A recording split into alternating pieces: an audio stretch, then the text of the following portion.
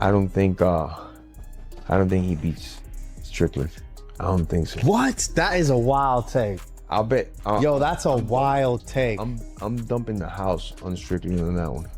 That's a wild take. I will put $1 million on Sean Strickland when he fights Khamzat. You have obviously made the case for the Khamzat fight. I feel like it's probably one of the biggest fights in the division. Yeah, no, I mean, nobody who wants to see two little go-fuckers go at it. You want to see a real fucking American fight this little Chechen fucking whore in American soil. This is a fight that needs to happen. Yeah, I hate to spoil it for you. I don't think you're going to get on the White House card. I mean, dude, who knows, dude? You know, I mean, you know, no, dude. Maybe I got to go hang up on Epstein or some shit. I guarantee, dude. Chimaev would go to a fucking island. That motherfucker's going all day long. That dirty little fucker. But you guys trained together and you choked him out a few times, right? We did spar a lot before, but that's why he's so mad. Fair enough. Right, middleweight. What are we thinking of middleweight? 2026. Who's middleweight Khamzat? I don't think anyone's going to beat Khamzat. I agree. Don't think anyone's going to beat I mean, I know there's Imavov, but I think Khamzat just...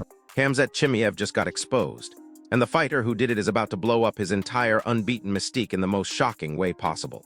We're talking about Sean Strickland versus Chimaev, confirmed for May 9th at UFC 328 in Newark, and the behind-the-scenes drama that's unfolding is absolutely wild. Because here's what nobody's telling you about this fight. The UFC is desperate. They need an American star so badly that they're willing to risk their golden boy Chimaev against the one guy who might actually have his number. And when I say have his number, I mean Strickland has been sitting on information that could destroy everything we think we know about Chimaev's dominance. The MMA world is buzzing, but they have no idea what's really coming. And have our work cut out for us, man. And that's the best part about this game is trying to put together a game plan that can go beat the arguably one of the best fighters on the planet right now in Khamzat Chimaev, and coming up with a game plan to nullify some of his best assets. So that's the challenge. Listen to this insanity. Brendan Schaub just dropped some insider knowledge that changes everything about this matchup.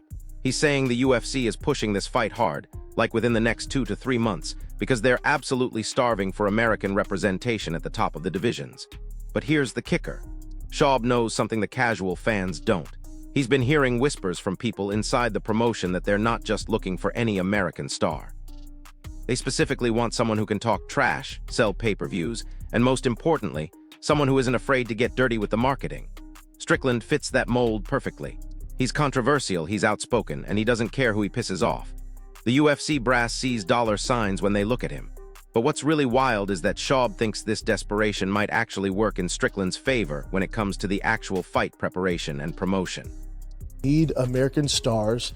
Can you name a bigger star than Strickland as far as the United States goes? They need USA stars. It makes all the sense. I guess American star, yeah. American star. They need a face for America right now. Some of you aren't going to like it because of his politics or the wild shit he says on the mic, but you're going to see a big push for Strickland to be the face of the United States. It's going to be a wild face when it comes to UFC. And that what leads me to believe we're going to get Strickland Khamzat this year fairly soon. Not in the next 2 or 3 months, because he just fought. You got Ramadan, right? So Q2, you're getting Strickland Khamzat. I will bet any amount of money you get Strickland Khamzat. It makes sense. It just makes sense. But wait, it gets worse for Chimaev. Jorge Masvidal just went nuclear on his entire reputation, and what he said should terrify anyone betting on the supposed unbeatable Chechen fighter.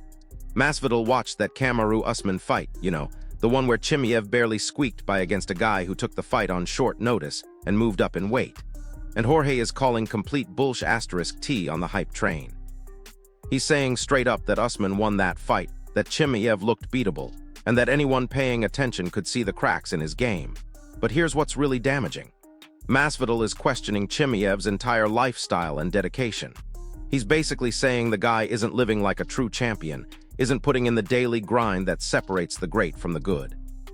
And when a veteran like Masvidal starts talking about work ethic and discipline, you better believe people in the industry are listening. The implications are massive because if Masvidal is right, then Strickland's relentless training schedule and obsessive preparation could be the difference maker. though he looked great in that DDP fight, I don't think he's all that good, man. I'll be honest with you. Really? I just know it. Really? I don't think so, man. I mean, look at the Usman fight. Usman was a 170 pounder. Took the fight in 11 days notice. I thought Chimaev lost that fight. What? He won the first round. Look at the tape. He won the first round, lost the second and third, didn't get more takedowns. Got stuffed up and got punched in the face more. So I definitely thought Usman won. That's a 170 pounder that's coming off the cow. And get this, Masvidal is so confident that Strickland destroys Chimaev that he's talking about betting the house. We're talking serious money here, like life-changing amounts. But the most interesting part is what Jorge said about Chimaev potentially ducking this fight altogether. Think about that for a second. Here's a guy who's been marketed as this unstoppable force, this future Hall of Famer, and veteran fighters are openly speculating that he might avoid certain matchups. Masvidal even brought up their training history together, suggesting that all those sparring sessions might have shown Chimaev something he doesn't want the world to see. What if Strickland has been getting the better of him in the gym? What if those training sessions revealed weaknesses that Chimaev's team is desperately trying to hide? The fact that someone as connected as Masvidal is even floating this possibility should have Chimaev's fans worried. Ivan did some big things, but I don't think he beats Strickland. I don't think so. What? That is a wild take. I'll bet. Yo, that's a wild take. I'm dumping the house on Strickland on that one. That's a wild take. I'm gonna put really? like 100 bands, and I don't even think Chimaev fights him because they've trained a lot. This is a wild take. You'll see my I'm fucking prize picks. I put up 100 bands of my own money. I'm gonna go whap. That's how confident I am. Strickland beats him. Dude, that would be huge for his legacy if he beats a guy like Khamzat. He beats him. Holy shit! Really? It's a bad style for him. I've seen Sean go with good wrestlers over at American top teams.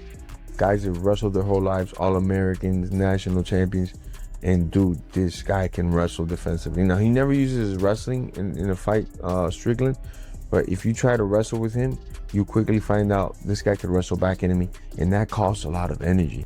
Now Aiden Ross is jumping in with his own bold prediction, and this dude is putting his money where his mouth is in a big way. Ross claims he'd bet $1 million on Strickland winning this fight, and he's actively asking his massive audience to send him training footage of Sean.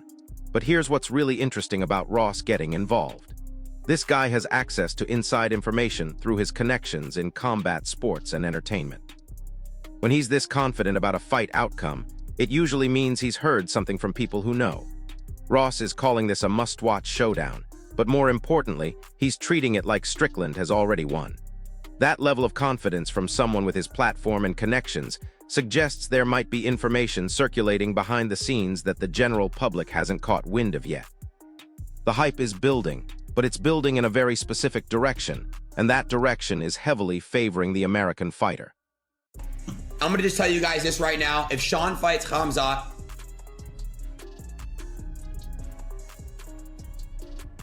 Sean wins. Let's see. What do you mean, GG's? Chat, I will put $1 million on Sean Strickland. Oblivion clip? Send it to me, send it to me.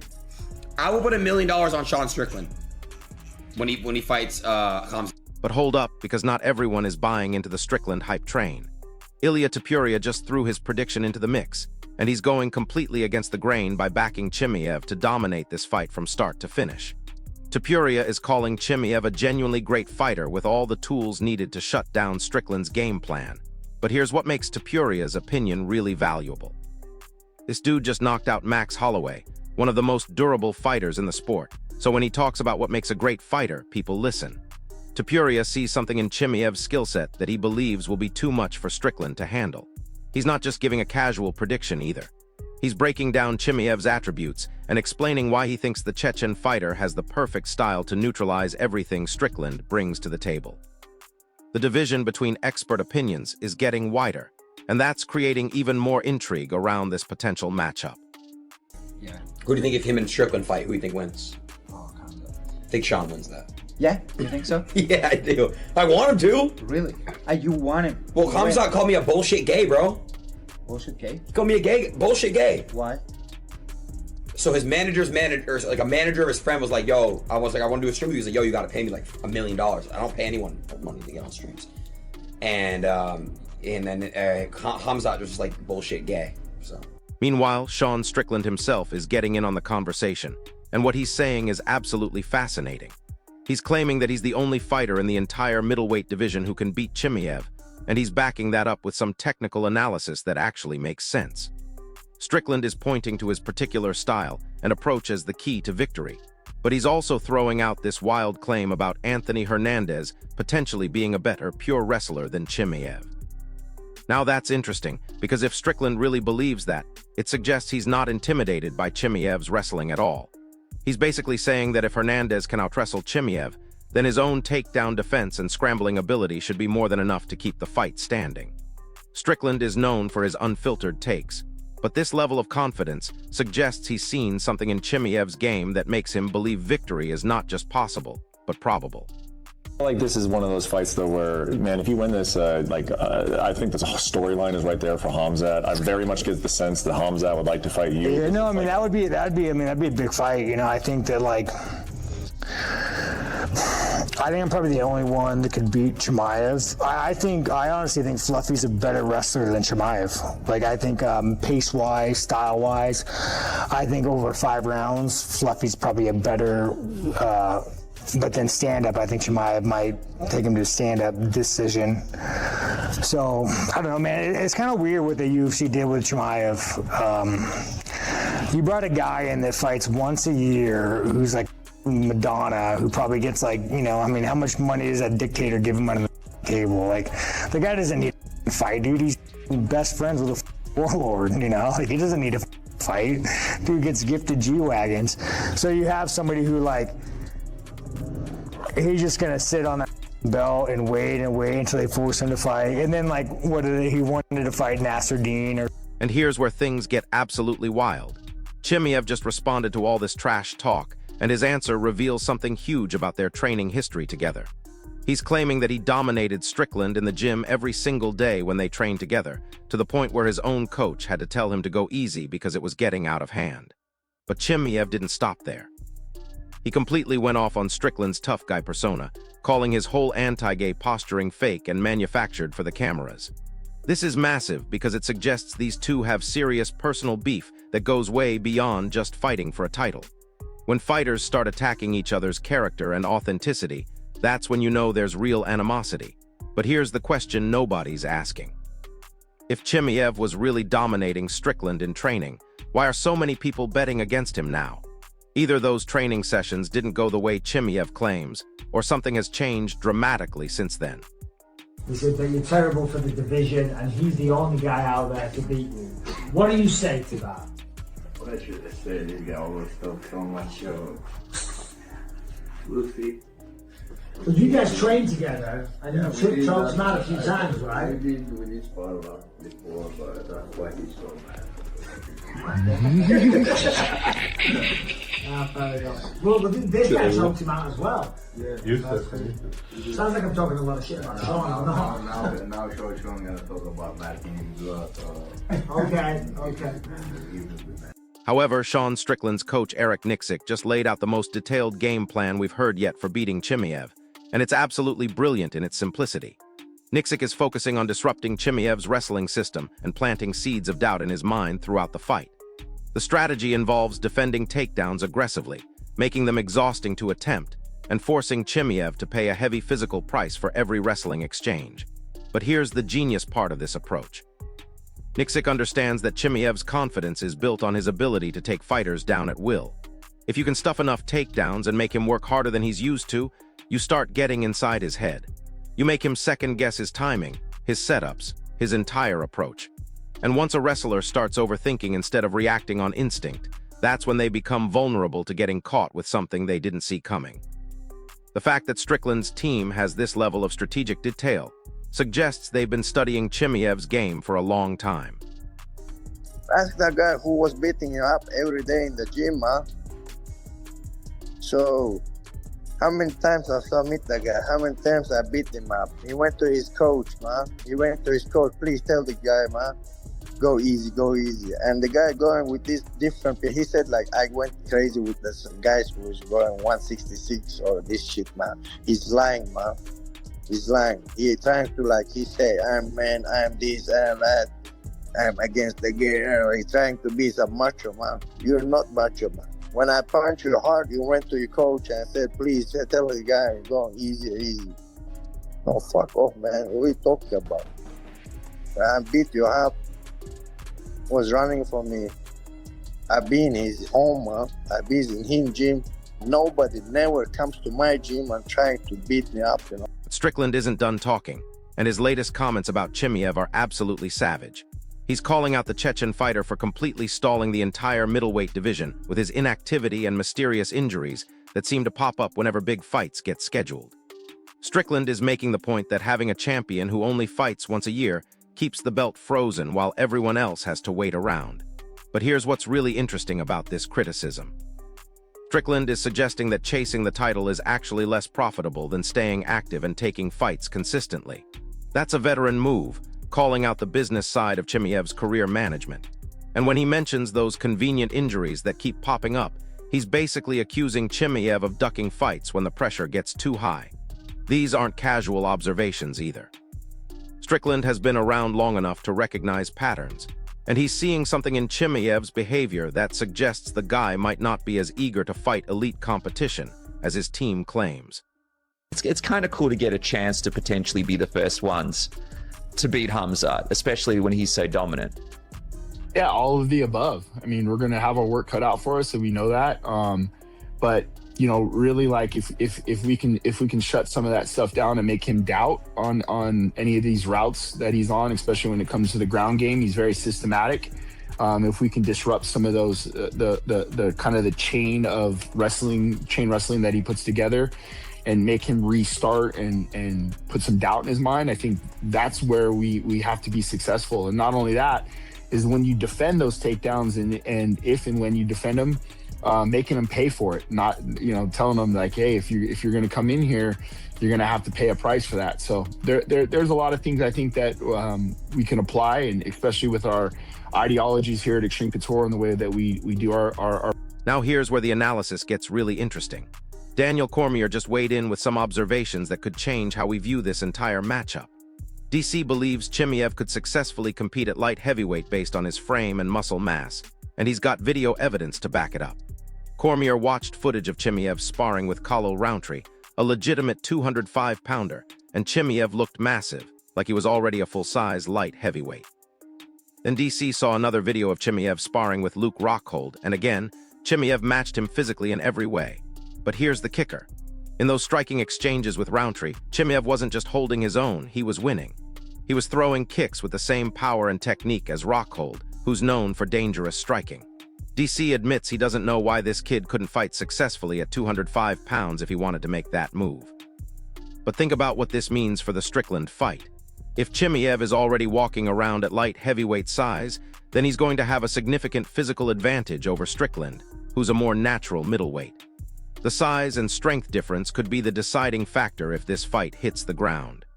Oh, I don't know, man. It's kind of weird what the UFC did with Chimaev. You brought a guy in that fights once a year who's like Madonna, who probably gets like, you know, I mean, how much money does that dictator give him on the table? Like, the guy doesn't need to fight, dude. He's best friends with a warlord. He's just going to sit on that belt and wait until they force him to fight. But yeah, now the middleweight division, man, like from a pure money perspective, you would make more money not fighting for the belt than you would fighting for the belt. Say Chimaev goes and fights Nasruddin in 6 months. Well, let's say Chimaev sprains his pinky like he normally does. Now he takes another year off. So it's like you're off for 2 years. The belt isn't even like, it's not even in my brain anymore. I don't even think about it. Like I'll make significantly more money just fighting. You say, hey, you want to wait a year and a half and like not fight, or just keep fighting and fighting good guys and maybe taking an L? I'll just go fight good guys, maybe take an L, and I'll triple my pay. I'd just say Fluffy beats me and like, you know, Fluffy want you for a title fight. Well, I mean, he's gonna fight Nasruddin in probably what, 6 months? Fights Nasruddin, say they have a hard fight, or even if they have an easy fight, he sprains his pinky toe, he's out for another 8 months. So like, Fluffy, you're not fighting for a year and a half if you want to wait for that. And I'm sure you would, but it's like, me personally, I don't give a give me my paycheck. I want to go fight. Every fight, dude, the guy's like, I broke my hand. Dude, I have an x-ray. Want to see it? Like, My shoulder is broken. It's like every time this guy fights, he has a mysterious injury. It's just... On the flip side, Uriah Faber is breaking down why Chimaev might be nearly unbeatable in this division, and his analysis focuses on something most people aren't talking about. Faber says Chimaev's true advantage isn't just his physical skills, but his mental approach to fighting. He combines elite athleticism with an unshakable belief in his abilities and a mindset that very few fighters can match. Faber points out that Anthony Hernandez might be the only guy with the wrestling to compete, but even then, it's not just about technical skills. It's about the mental warfare that happens during a fight. If you enter the division, it's also going to be interesting because the champion right now is Khamzat Chimaev, who's also an excellent wrestler. But if I take you out of the equation just for a second, do you see anybody in their top 10 that could beat Khamzat right now?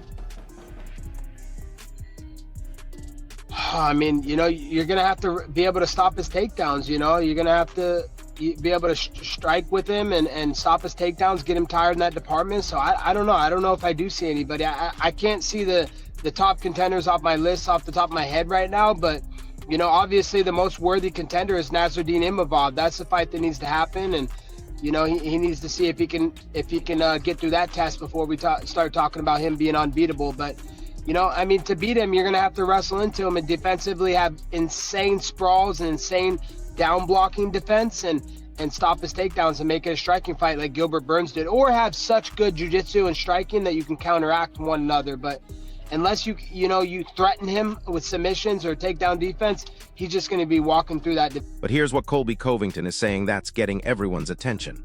Covington breaks down just how incredibly tough it really is to beat Chimaev in a fight, and his analysis is eye-opening.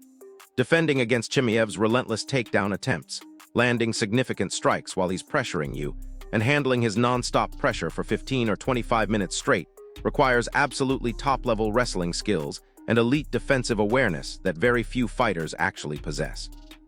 Covington understands the wrestling game better than almost anyone, so when he says Chimaev presents unique problems, people listen. Meanwhile, Uriah Faber is giving his take and believes that Chimaev is nearly unbeatable in the middleweight division right now, with the only possible exception being Anthony Hernandez, who might have the wrestling to compete. But Faber points out something really insightful. Chimaev's true advantage doesn't just lie in his physical skills, but in his mental approach to fighting. He combines elite athleticism with an unshakable belief in his abilities and a mindset that very few fighters can match. That psychological edge might be even more dangerous than his wrestling. Have any wrestling remotely close to Khamzat Chimaev in his division? Yeah, I don't think I think it comes down to mentality, not technique with him. Like that guy, like what I see with him is a guy that's got some amazing physical gifts. He's 100% in on his game plan. That's very powerful. Being somebody that's 100% in, that's hard to fight when everybody else is fighting with all these different disciplines and you're going to go in there with one and you're 100% commit and you're a young, durable, like hungry, believes anything, believes he can beat anybody. Like that's hard to beat. I think he will get tested, bro. I think Anthony Hernandez is the dark horse. That what about Bo Nickel? I feel like certain guys wrestling, but he still got to get up more, get up there more. But I feel like there's certain guys certain styles that make fights. This one guy, his style doesn't fit yours. Yeah. I believe that Anthony Hernandez is gonna be that guy. Yeah. Respectfully, I don't see anyone's name in there that shows me that they have like a certain like intensity and control to deal with the problem of Khamzat. It's crazy. Like we don't have much tape on him. Yeah. But every time we see him go in there and fight, he is just a bear trap on people. Yeah. You get what I mean? Yeah. It's just like He's just so dominant. It's full control. It's like it's no fear. It's full control. It's intensity, and it's like he's making these guys just locked up. And so like I'm looking at all the names and I'm like, yeah, amazing fighters. Everybody in the top 15. Okay, great fighters. Yeah. But has anybody gone in there and done what he's done to their opponents, right? Where it's just like a one-sided shutout, undeniable. No, I don't see it. So right now, like he's at the top, champion. It's deserving. I don't know who can deal with that in the division, but I can't wait to see, who's next to. On the completely opposite side of things, Dricus du Plessis is making his own announcements that are shaking up the division. DDP is declaring that he's set to return to action in April, and he's incredibly confident that he can take back the middleweight title from Chimaev in their inevitable rematch. Du Plessis explains that he's completely focused on correcting the errors and mistakes he made in their first fight, and he feels totally prepared mentally and physically for his next challenge. What's interesting is how genuinely eager Du Plessis seems for this rematch to happen as soon as possible. He's determined to settle this unfinished business once and for all and reclaim his championship status. Du Plessis is issuing a strong warning ahead of this potential rematch, and what he's saying could change everything. He acknowledges that wrestling completely decided their first encounter, and that was the main factor in the outcome. We needed to fix some things, obviously, and I spend time now doing that. And like I said, I'll be ready for April. I would love to be on that April card, the Miami card. There's no opponent yet, there's no contract yet, we don't have any of that. Whoever, let's go. I'm ready to go again and get back to my belt as soon as possible. Don't really matter who it is. I would, of course, love for it to be Khamzat and redeem that loss. But, you know, for me right now, the next fight is the most important fight of my life. And I will win that fight and I will get my belt back. If he tries anything different, it will be a terrible night. But we all know that. But he did what he had to win that belt. We can't hate on him for that. No, he did what he needed to do. It's the rules of the game and he did it. So saying that, you know, it's not fair, it is fair. He did what he had to do. Not how I would win my belt or would like to, but that's what he did. And now it's my responsibility to go and fix it. Fought DDP. How strong was he on the ground? I accept he will be more stronger on that, but it's not that. If we fight 100 times, I can beat that guy 100 times. I said on the night, you know, big ups to him. He came out there and he did what he needed to do. Not the kind of fight that I would have wanted with all the hype. You know, it wasn't a very fun fight to watch for anyone. I got bored in the fight and I was in there, to be honest. But I mean, he did what he had to do to win that belt. I mean, that is, if that's the way that you are gonna go, well, good for you. I mean, it's different strokes. I mean, he negated everything you could possibly bring. Yeah, 100%. He made sure he stayed out of danger, and he fought that fight, and he almost neutralized me and making it a fight, because if we made it a fight, it would have been a different story. But he knew that, so he was smart in that. So I mean, frustrating, absolutely. But like I said, the speed bumps, that's what makes me better. Now I know the little piece of this puzzle where I need to work on, and believe me, in my next performance, you will see me do that, exactly just that. Be a master.